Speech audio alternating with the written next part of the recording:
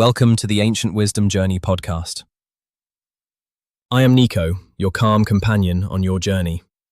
Wherever you are right now, whether you are moving through the world or finding a moment of stillness, let's leave the rush outside the door of your mind. If you are driving, keep your eyes on the road, but let your shoulders drop. If you are seated, feel the weight of your body against the chair. If you are on your feet, feel the solid ground beneath you.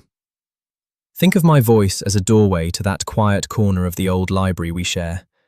Even as you move through your day, the air here remains still and the light remains soft. For the next few minutes, nothing is expected of you. I'm not here to lecture you or give you more to-do lists. I'm here simply to share the gentle strength of those who found peace long before the world got so loud. We are leaning on the wisdom of masters like Marcus Aurelius, Epictetus, and Seneca to find our own center. You are safe here. Let's begin. Today, we move deeper into the first pillar, perception.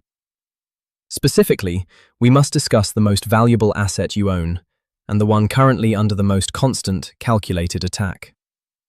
We must discuss the master of attention.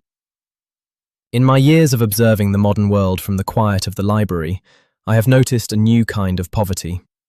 It is not a lack of currency or status, but a profound poverty of presence.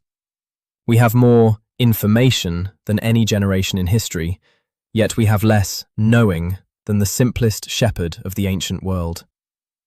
I see it every time I look out into the arena. I see it in the way people wait for a train, necks bent, eyes glazed, thumbs twitching in a desperate, frantic search for the next hit of digital novelty. We walk through our lives like ghosts, physically moving through space while our minds are miles away, tethered to a digital ether. We have become a society of attention prostitutes. We sell our focus to the highest bidder, usually a notification or an algorithm specifically designed to trigger your cortisol or your curiosity. We give our focus to strangers' opinions, to distant tragedies we cannot affect, and to curated perfections that only serve to make us feel less than. Pause for a moment and consider this. Whatever you give your attention to, you give your life to. If your attention is scattered, your life will feel scattered. If your focus is frantic, your soul will inevitably feel frantic. In the arena, we are told that to be connected is to be successful. But I have seen that the more connected we are to the noise, the more disconnected we become from our own center. The Stoic masters, particularly Epictetus, who began his life in chains, were obsessed with a single, sharp question: what is truly mine? He concluded that your house, your money, your reputation, and even your physical health are not truly yours. They are externals.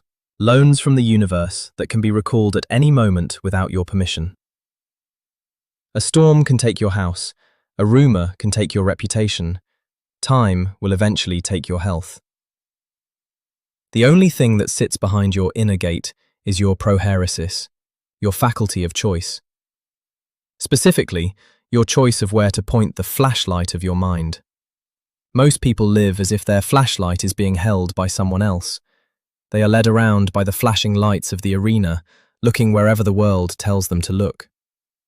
If a stranger walked up to you on the street and tried to lead you away by the hand, you would resist with every ounce of your strength. You would call for help. You would fight for your freedom. Yet, we allow any random notification, any loud noise, or any intrusive thought to lead our minds away by the nose 100 times a day. To be a scholar of the path is to realize that your focus is a sacred currency. Every time you check your phone without a purpose, or allow yourself to get sucked into a trivial argument online, you are handing a gold coin to a thief. True mastery begins when you stop being a victim of what happens to you and start being the intentional director of what you look at. As always, we must remember that wisdom is not just an idea, it is a physical state of the vessel. Your brain was not designed for the constant, rapid-fire switching of the digital age. When your attention is scattered, your body knows it before your mind does. Your eyes engage in tiny, jerky jumps, what we call saccadic movements, as they scan for the next stimulus. This physical scanning tells your brain that you are in a high-alert environment. It keeps your amygdala, the ancient alarm bell of the brain, on a constant low simmer.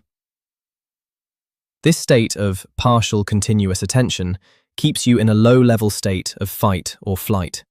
Your heart rate remains slightly elevated, your breathing remains shallow. Your body believes it is being hunted because your eyes are acting like a creature being hunted. By reclaiming your attention and anchoring it onto one single physical thing, the weight of your pen, the texture of the bread you are eating, or the rhythm of a single breath, you are manually switching your nervous system. You are moving from the high beta brainwaves of stress into the alpha state of calm awareness. You are telling your cells, "We are safe. We are here. There is no predator." You aren't just thinking about focus, you are physically settling the animal of your body back into the earth.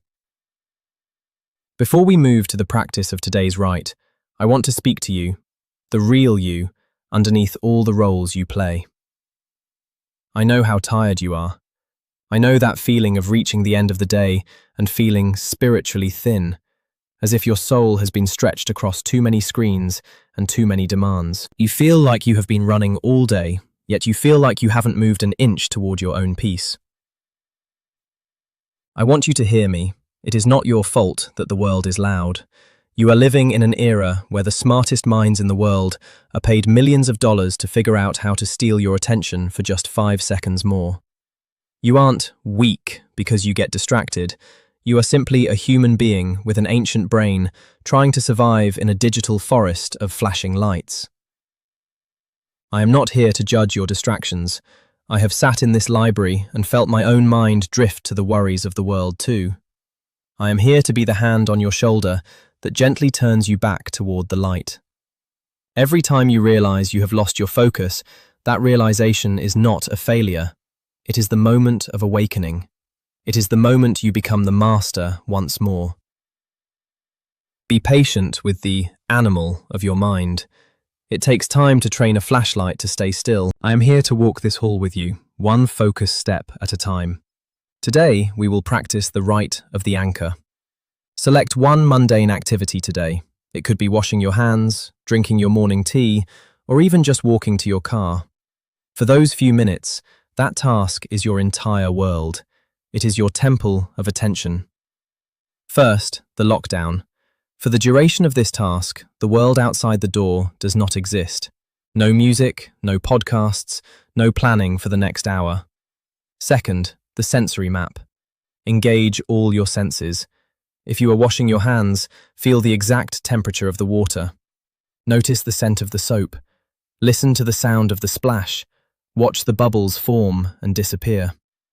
Third, the return. Your mind will try to leave. It will tell you about an email or a worry. When it does, do not get angry. Simply notice the thought, let it float past like a cloud, and bring the flashlight back to the water. For our readers, I offer a special tip. Use the daily alignment sheet tonight. Under the section, "Where did I lose my calm?" Look for the moment you lost your attention. Was it a specific app? A specific person? Identify the thief so you can guard your gold better tomorrow. Remember, your life is not what you do, it is what you choose to notice while you are doing it. As we close our session in the library today, carry this thought with you. The greatest act of rebellion in a noisy world is to look at one thing until you truly see it. Our time in the library is coming to a close for now, but I want you to take this feeling of stillness with you as you move forward. You don't have to leave the fortress behind just because you're stepping back into the world. Think of the pillars we discussed today, not as heavy stone walls, but as a mental toolkit. If things get heavy today, if the noise of the arena starts to press in, or the digital rush begins to pull at your attention, remember that you carry the key to this quiet space inside yourself. You can return here with a single breath at any moment, no matter how loud the world becomes. If you ever feel lost or the path becomes unclear, remember that we are building a map together. I've put everything we talk about, all the exercises and ancient rites, into a resource called the 5-Pillar Guide. Think of it as a map kept in the scholar's desk, waiting to help you find your way back home whenever you feel adrift. You don't have to navigate this restless world alone. I'll be right here in this quiet corner, waiting for you whenever you need to return. I am Nico, and this is the Ancient Wisdom Journey, your journey to the best version of yourself. Be kind to yourself today, guard your gates, and I'll see you in the next episode.